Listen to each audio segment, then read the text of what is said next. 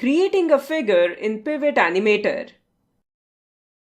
In Pivot Animator, creating a figure means building a custom stick figure by connecting simple shapes like lines or circles. You can adjust the size, position, and angles of these shapes to make a character or object.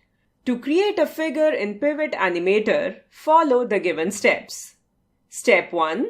Click on the File menu. Step 2.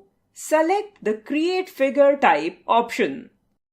Step 3. Click on the Add Line tool.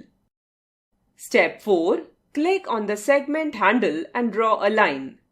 Similarly, you can add more shapes in the stick figure.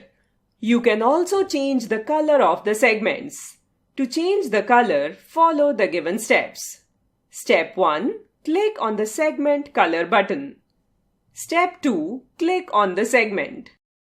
Step 3. Select the desired color. Step 4. Click on the OK button. Step 5. Repeat the steps 1 to 4 to change color of other segments. Step 6. Click on the File menu. Step 7. Select the Save As option. Step 8. Navigate the location. Step 9.